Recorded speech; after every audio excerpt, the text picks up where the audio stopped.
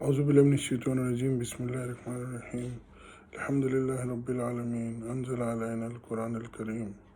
فیہ آیات للسائلین مستفہمات تنبہ المتدبرین اشہد ان لا الہ الا اللہ وحدہ لا شریک لہ واشہد ان سیدنا و نبینا محمدا عبد اللہ ورسولہ اللہم صلی وسلم وبارک علی سیدنا و نبینا محمد وعلی آلہ وصحبہ اجمعین وعلی من سار علی ہدیہم الی یوم الدین وقال اللہ تبارک و تعالی فی قرآن الکریم افلم یسیروا فی الارض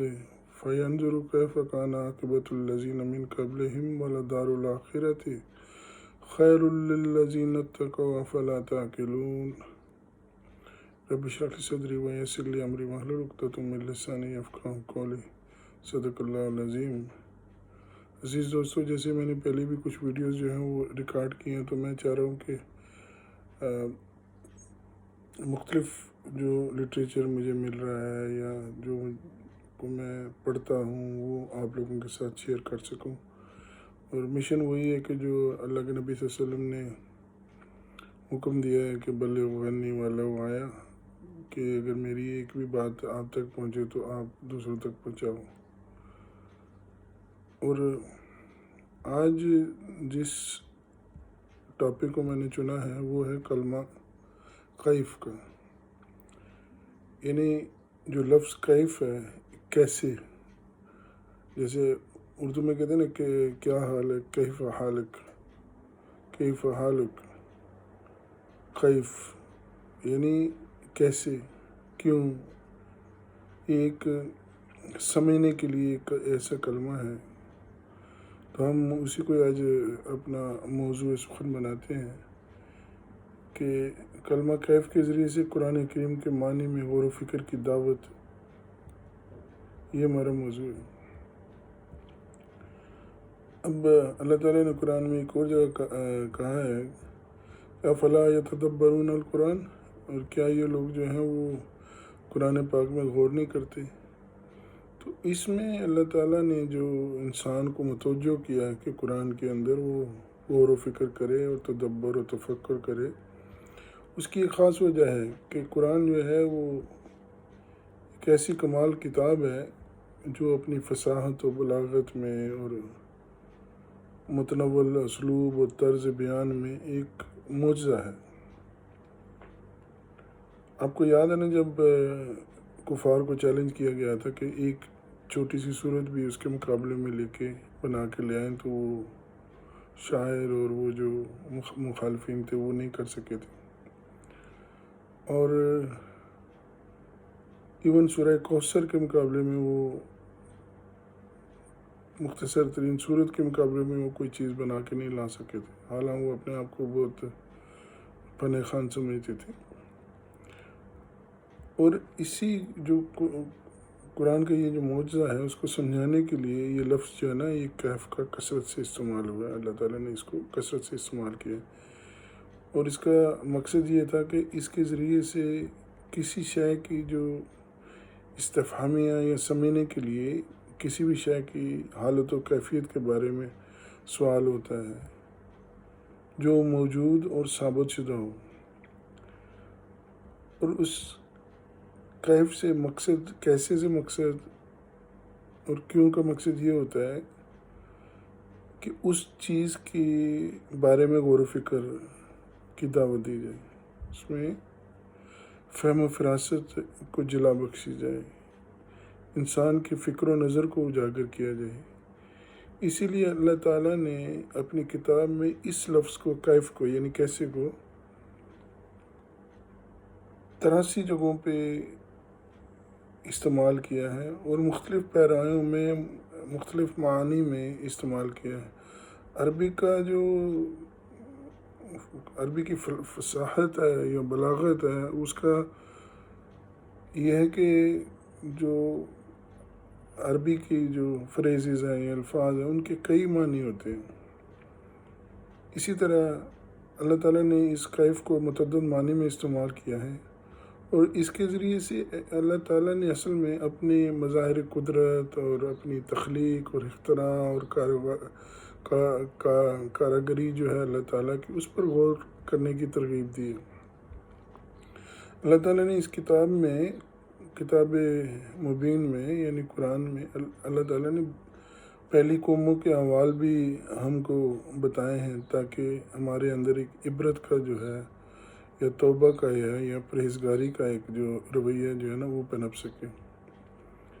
پھر اللہ تعالیٰ نے اگر سورہ قیامہ پڑھیں یا دوسری جگہوں میں پڑھیں تو اللہ تعالیٰ نے قیامت کی بھی ایک جو ہے حالت و کیفیت بیان کی ہے، اس کی تصویر کشی کی ہے، اور ہمیں قرآن کے جو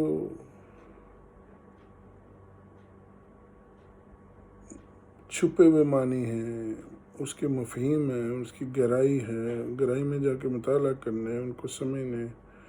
اور اس کتاب کے جو عظیم مقاصد ہیں ان تک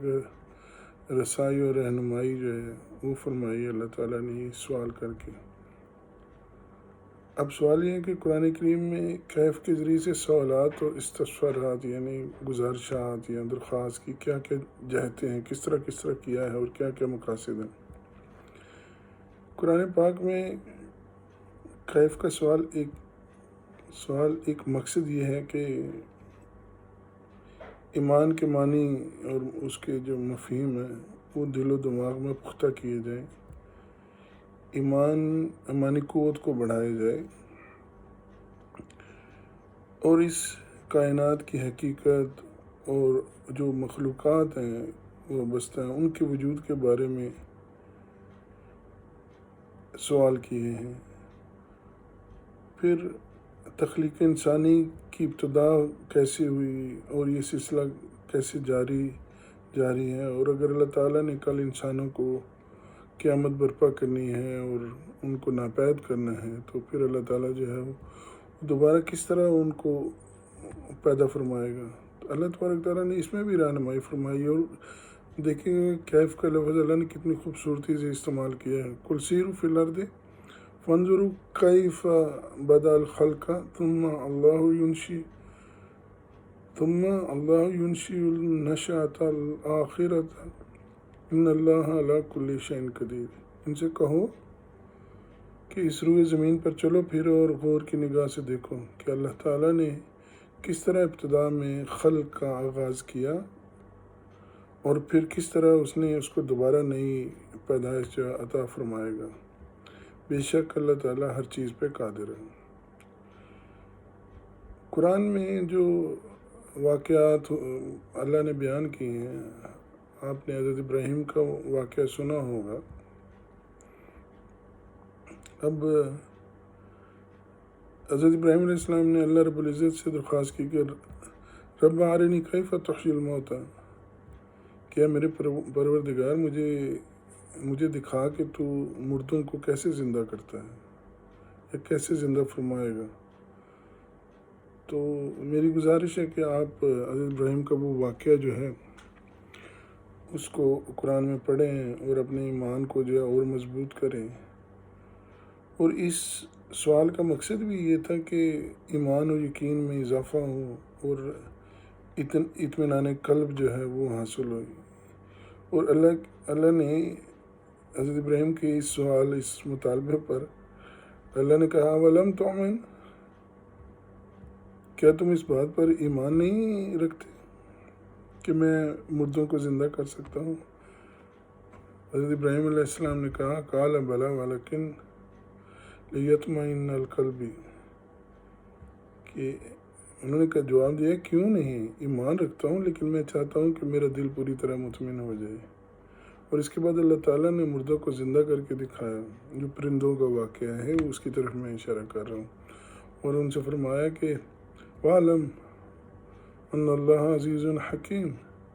کہ جان لو اللہ تعالیٰ جو ہے ہمیشہ غالب آنے والا ہے اور حکمتوں والا ہے، یعنی کوئی چیز اس کو مغلوب نہیں کر سکتی اور نہ ہی کوئی چیز اس کو کچھ کرنے سے روک سکتی ہے۔ اس کی ذات مردہ پڑی زمینوں میں زندگی عطا کرتی ہے، کھیتیاں لہلہاتی ہیں، پھول پھل ہر چیز جو ہے نا وہ اس میں آتے ہیں، پھر وہ خشک ہوتی ہے، پھر وہ اس کو تازگی اور ہریالی کو دوبارہ لوٹا دیتا ہے۔ اسی بات کا اللہ تعالیٰ نے کہا کہ جیسے میں نے کہا نا کہ 83 دفعہ یہ لفظ استعمال ہوا ہے، اصل میں متوجہ کرنا ہے اپنی کاراگری ہے، اپنی حکمت ہے، اس کو انسانوں کے ذہن میں راسخ کرنا ہے تاکہ وہ اللہ تبارک تعالیٰ کے شکر گزار بندے بن سکیں۔ اللہ کہتے ہیں کہ فانظر الی آثار رحمت اللہ کیف یحیی الارض بعد موتها ان ذلک لمحیی الموتى وهو علی کل شیء قدیر۔ اللہ کہتے ہیں کہ پس رحمت الہی کے اثار کو دیکھو کہ وہ کس طرح مردہ زمین کو جو مردہ ہو جاتی ہے اس کو کیسے زندہ کرتا ہے، کہ بے شک وہی مردوں کو زندہ کرنے والا ہے۔ اور پھر اللہ کہتے ہیں کہ وہ ہر چیز پہ قدرت رکھنے والا ہے۔ یعنی تدبر و تفکر اور عبرت کی نگاہ سے دیکھو کہ کس طرح اللہ تعالیٰ نے خشک ویرانوں میں پڑی زمینوں کو اپنی رحمت سے جو ہے نا بہار بنا رکھا ہے، بنا دیتا ہے، اور یہ اللہ تعالیٰ کی رحمت کی نشانیوں میں سے ایک نشانی ہے۔ اب قرآن کریم میں کیف کے ذریعے سے سوال نے ہمارے سامنے بحث و تحقیق کے دروازے کھولنے ہوتے ہیں اور علم و آگاہی کے آسمان افق روشن کرنے ہوتے ہیں۔ یہ سوالات ہمارے ایمان و یقین میں، جیسے میں نے پہلے بھی کہا، کہ اضافے کا باعث ہوتے ہیں۔ اس سے اللہ تعالیٰ کی عظمت کا احساس بڑھتا ہے دلوں میں، اور وہ اپنے خالق و مالک کے احکامات کو بجا لانے کا جذبہ جو ہے نا وہ بیدار ہوتا ہے، پروان چڑھتا ہے۔ اسی لیے اللہ تبارک تعالیٰ نے کائنات کی بعض نمایاں مخلوقات اور نشانیوں کی طرف توجہ دلائی ہے جو ہمارے ارد گرد ہیں۔ اب اکثر ہم قرآن پڑھتے ہیں تو میں نے ایک نو مسلم برٹش اسکالر کو جب پڑھا تو اس نے کہا کہ میں اپنے سوالوں کا پریشانی میں جواب ڈھونڈ رہا تھا جب انہوں نے ایمان نہیں لائے تھے۔ تو پھر وہ کہتے ہیں کہ جب میں نے کافی ٹائم کے بعد جب میں نے اللہ کے جو نام ہے، اسماء اللہ ہیں، ان پہ جب توجہ کرنی شروع کی تو پھر مجھے ساری چیزیں جو ہے نا ان کے جواب ملنے شروع کیے گئے۔ تو یہ بھی ایک طریقہ ہے کہ اللہ تعالیٰ کی جو صفات ہیں اس کے ناموں کے ساتھ بھی ہمیں غور و فکر کرنی چاہیے۔ تو میں بات کر رہا تھا کہ اللہ تعالیٰ نے ہمارے ارد گرد جو چیزیں ہیں اس کے بارے میں ہماری توجہ دلائی ہے، اور یہ اللہ کی قدرت کاملہ اور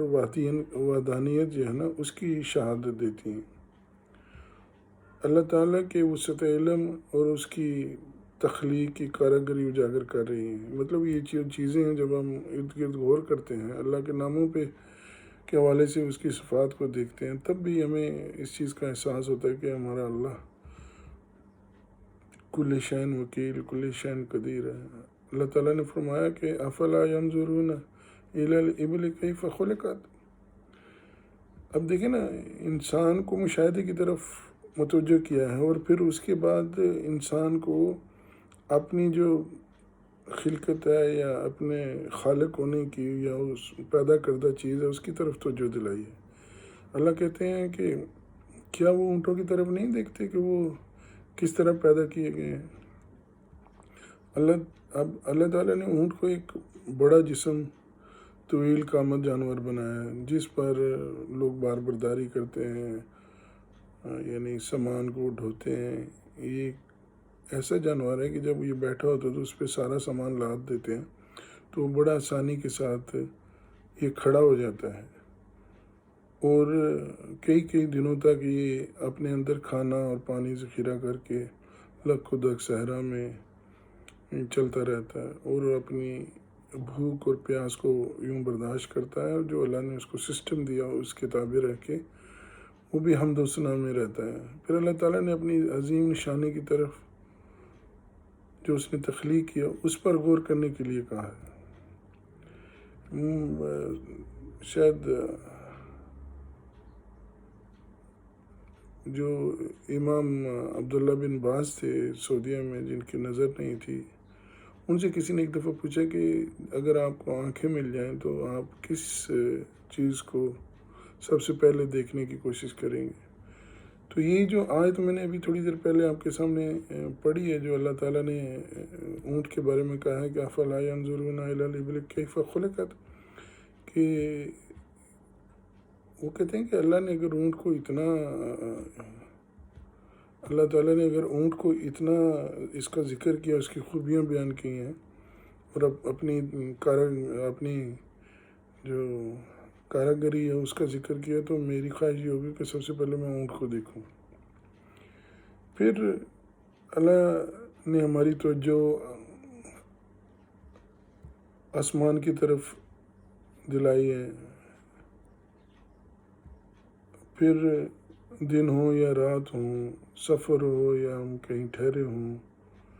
یا حضر ہو، ہر جگہ اور ہر لمحہ ہم نیلے آسمان کو اپنی نظروں کے سامنے دیکھتے ہیں۔ اللہ تعالیٰ فرماتے ہیں وَإِلَى السَّمَاءِ كَيْفَ رُفِعَتْ، کہ اور آسمان کو نہیں دیکھتے کہ کیسا اونچا بنایا گیا ہے؟ تو کیوں نہ ہم اپنے آپ سے یہ پوچھتے ہیں کہ کس طرح اللہ تعالیٰ نے بغیر ستونوں کی اتنا بڑا چھت جو ہے وہ اس کو قائم دائم رکھا ہوا ہے، اور پھر اس میں خوبصورت ستاروں، چاند اور ستاروں کو سجایا ہے، اور پھر ان کی جو گردش ہے، ان کا آنا جانا ہے، جو ان کو فطرت نے وہ ڈیوٹی لگائی ہے، اس میں کوئی خلل واقع نہیں ہوتا، اور آسمان میں بھی کوئی شگاف نہیں ہوتا۔ پھر اللہ تعالیٰ نے قرآن میں پھر جتایا کہ وَإِلَى الْجِبَالِ كَيْفَ نُصِبَتْ، کیف کے ساتھ پوچھا پھر کہ اور پہاڑوں پہ نظر نہیں ڈالتے کہ وہ کس طرح کھڑے کیے گئے ہیں، یعنی اونچے پہاڑوں کی طرف توجہ دلائی جا رہی ہے کہ وہ بلند و بالا پہاڑ جو ہیں وہ کس طرح زمین میں مضبوطی سے نصب کیے گئے ہیں۔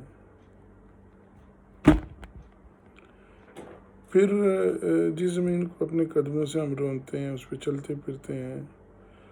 اور اپنی زندگی گزارتے ہیں، اللہ تعالیٰ نے اس کی طرف بھی توجہ دلائی ہے، اور اللہ تعالیٰ کہتے ہیں وَإِلَى الْأَرْضِ كَيْفَ سُطِحَتْ، کہ اور زمین کو نہیں دیکھتے کہ کس طرح بچھائی گئی ہے۔ جو زمین ہمارا ٹھکانہ ہے، اس پر ہماری رہائش ہے، اللہ رب العزت نے اپنی رحمت سے اس زمین کو ہمارے لیے ہمارے قدموں کے نیچے بچھا دیا ہے، جس پر ہم چلتے بیٹھتے اور لیٹتے ہیں، اور اس سے ہماری زندگی میں بڑی آسانیاں اور راحتیں ہیں۔ تو گویا قرآن کریم میں یہ جو کیف کا لفظ ہے، کیسے، استفہامیہ کے استعمال کا ایک پہلو یہ ہے کہ اللہ تعالیٰ کی عطا کردہ نعمتوں کی حکمت اور مصلحت میں غور و فکر کیا جائے، غور و تدبر سے کام لیا جائے، کیونکہ اللہ تعالیٰ نے اپنی جن نعمتوں سے ہم کو نوازا ہے،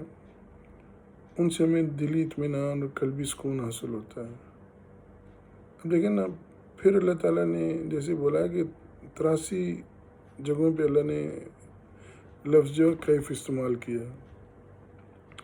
اللہ رب الکریم جو ہے اس کا فرمان ہے کہ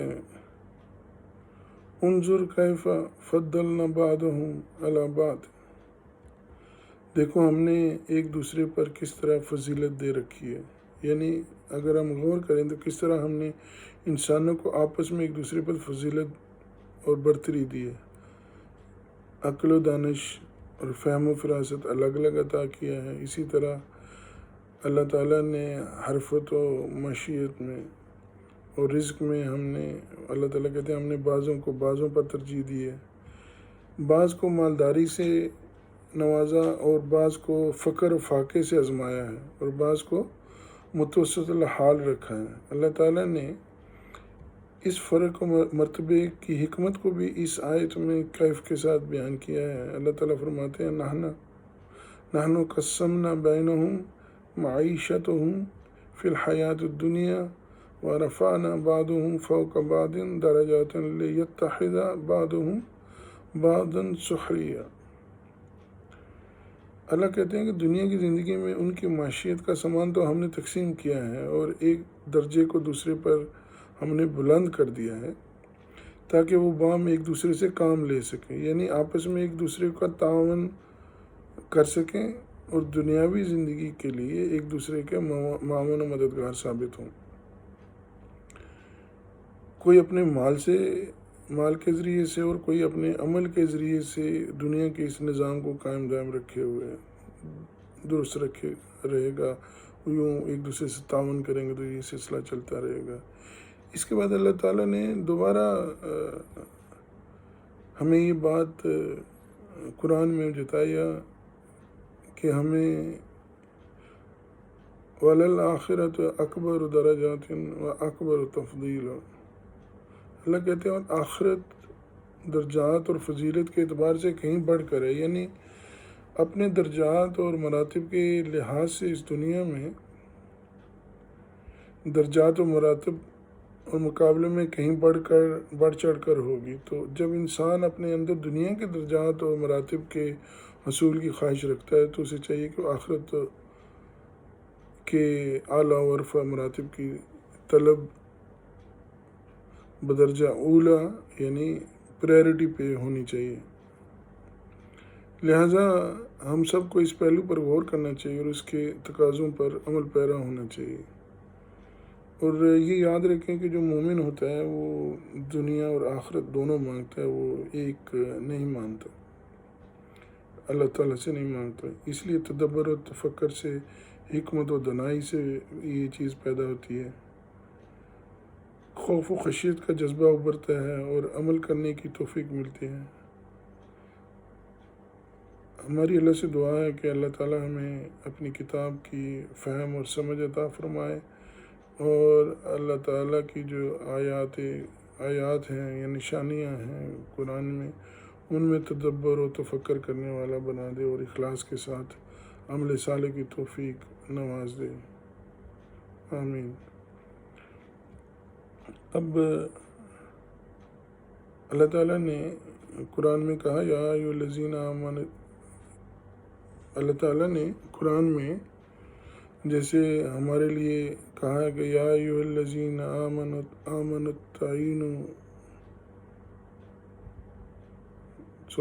یا ایھا الذین آمنوا اطیعوا اللہ یا ایھا الذین آمنوا اطیعوا اللہ واطیعوا الرسول واولی الامر منکم۔ اب اللہ رب العزت نے اس دنیا میں ہم کو جب پیدا فرما کر ہمارے ارد گرد بے شمار مخلوقات کو ہماری خدمت کے لیے معمور فرمایا ہے تاکہ وہ دیکھے کہ ہم کیا عمل کرتے ہیں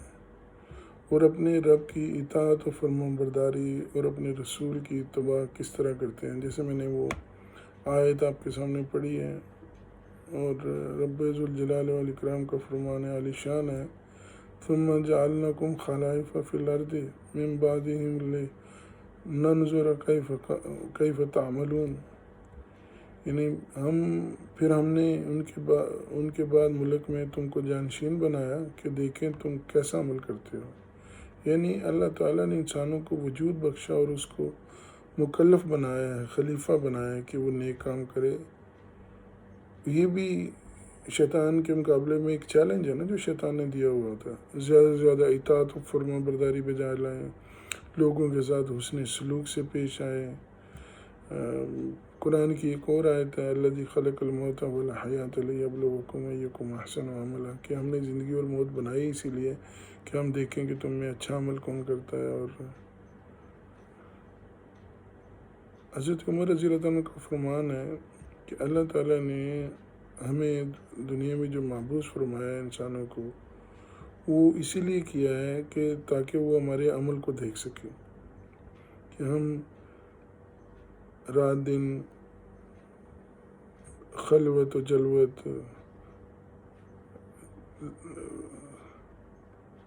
خلق الانسان الا لیعبدون، خلق الجن والانس الا لیعبدون، کہ اللہ تعالیٰ کہتے ہیں کہ ہم نے جن اور انسان اس لیے بنائے کہ وہ دیکھیں، وہ اس کی عبادت کر سکیں۔ رب کریم صلی اللہ علیہ وسلم نے قرآن میں ایک اور جگہ کہا ہے کہ ان سے کہہ دو کہ وہ عمل کریں، پس ان قریب اللہ اور اس کا رسول اہل ایمان جو ہے نا وہ تمہارے عمل کو دیکھیں گے۔ وَقُلْ اعْمَلُوا فَسَيَرَى اللَّهُ عَمَلَكُمْ وَرَسُولُهُ وَالْمُؤْمِنُونَ اسے کہہ دو کہ عمل کرو، بس عنقریب اللہ اور اس کا رسول اور اہل ایمان تمہارے عمل کو دیکھیں گے، پھر وہ تمہاری نیکیوں اور اچھائیوں اور حسن عمل کا بدلہ عطا کرے گا۔ اللہ کا قرآن میں ارشاد ہے فَمَن يَعْمَلْ مِثْقَالَ ذَرَّةٍ خَيْرًا يَرَهُ وَمَن يَعْمَلْ مِثْقَالَ ذَرَّةٍ شَرًّا يَرَهُ، یعنی پس جس نے ذرا بھر بھی نیکی کی ہوگی وہ اس کو دیکھے گا، یعنی اس کو بدلہ ملے گا، اور جس نے ذرا بھر بھی بدی کی ہوگی وہ بھی اس کو دیکھے گا۔ اسی لیے ضرورت اس بات کی ہے کہ ہم اللہ تعالیٰ کی کتاب میں غور و فکر سے کام لیں، آیات قرآنیہ میں غور و فکر کریں، تدبر کریں، اور اس میں جو سوالات اور ہمیں سمجھانے کی کوشش کی گئی اس کو سمجھنے کی کوشش کریں، اور اپنی اولادوں اور اپنے عزیز و اقارب اور اپنے ارد گرد کے لوگوں کے ساتھ، دوست احباب کے ساتھ اس کا ذکر کریں تاکہ وہ بھی اس سے عبرت و نصیحت حاصل کر سکیں۔ اور اللہ تعالیٰ جو ہے وہ ہمیں پھر سے ہمارے اندر وہ قرآن کا جو ہے وہ جذبہ پیدا کرے، اس کی آیات کو سمجھنے کا ہمیں موقع دے۔ اور پھر اللہ تعالیٰ نے جیسے قرآن میں کہا کہ نبی اکرم صلی اللہ علیہ وسلم کی ذات جو ہے وہ ہمارے لیے ایک نمونہ ہے، تو ہمیں چاہیے کہ ہم قرآن کے ساتھ ساتھ سنت نبی صلی اللہ علیہ وسلم کا بھی مطالعہ کریں تاکہ ہماری زندگیاں جو آسان ہو سکیں۔ اللہ قرآن میں کہتے ہیں ان اللہ و ملائکتہ یصلون علی النبی یا ایھا الذین آمنوا صلوا علیہ وسلموا تسلیما اللہم صل وسلم وبارک علی سیدنا و نبینا محمد وعلی آلہ وصحبہ اجمعین۔ اور پھر اللہ سے دعا ہے کہ یا اللہ نسألک سعادت فی الدنیا والفوز فی الآخرہ اے اللہ ہم زندگی میں بھی تجھ سے بھلائی چاہتے ہیں، اور آخرت میں بھی تجھ سے جو ہے نا فتح یاب ہونا چاہتے ہیں۔ جو آخرت کی فتح ہے یا وہ زیادہ طاقتور ہوتی ہے۔ اللہم یا سمیع الدعوات یا رفیع الدرجات اغفر للمسلمین والمسلمات والمؤمنات الاحیاء منہم والاموات، آمین یا رب العالمین۔ اب دوستو میں نے سوچا کہ اس پیغام کو کہ کیف کا جو ہے اس کو جو ہے وہ آپ تک پہنچاؤں، یہ میری کوشش تھی۔ اللہ تعالیٰ مجھے اجر دے، اور آپ مجھے اپنی دعاؤں میں یاد رکھیے گا، کیونکہ